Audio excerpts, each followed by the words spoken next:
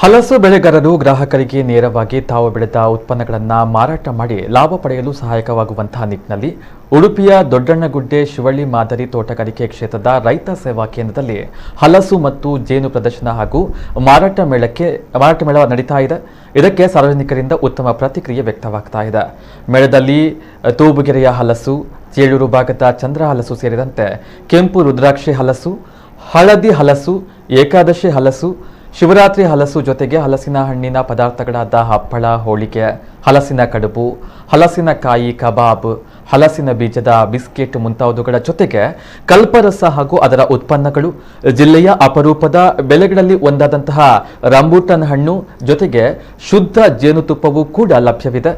ಇನ್ನು ಈ ಹಲಸು ಮಾರಾಟ ಮೇಳವು ಜುಲೈ 19ರವರೆಗೆ ನಡೆಯಲಿದ್ದು ಸಾರ್ವಜನಿಕರು ಇದರ ಸದುಪಯೋಗವನ್ನು ಪಡಿಸಿಕೊಳ್ಳಬಹುದು ಎಂದು ಕೃಷಿ ಇಲಾಖೆ ತಿಳಿಸಿದೆ.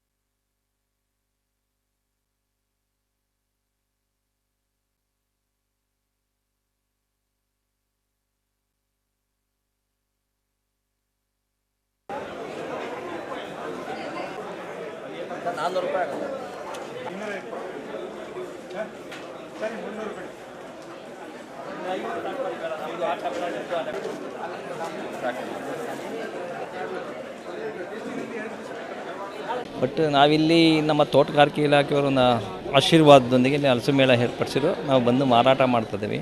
ನಮ್ಮಲ್ಲಿ ಚಂದ ಹಲಸು, ಬಂಗಾರದ ಹಲಸು, ಏಕಾದಶಿ ಹಲಸು, ಶಿವರಾತ್ರಿ ಹಲಸು, ಕೆಂಪು ರುದ್ರಾಕ್ಷಿ, ಹಳದಿ ರುದ್ರಾಕ್ಷಿ ಈ ಥರ ತಳಿಗಳ ಹಣ್ಣುಗಳನ್ನು ನಾವು ಮಾಡ್ತಾಯಿದ್ದೀವಿ. ನಿನ್ನೆಯಿಂದನೇ ಗ್ರಾಹಕರು ಭಾಳ ರೆಸ್ಪಾನ್ಸ್ ಮಾಡ್ತಾಯಿದ್ದಾರೆ. ಬಟ್ ನಾವು ಒಂದು 3 ಟನ್ ಹಣ್ಣು ತಂದಿದ್ದೀವಿ. 3 ಟನ್ ಹಣ್ಣಲ್ಲಿ ಈಗ ಆಗಲೇ 1.5 ಟನ್ ಹಣ್ಣು ಖಾಲಿ ಆಗಿದೆ. ಇನ್ನು 1.5 ಟನ್ ಹಣ್ಣಿದೆ.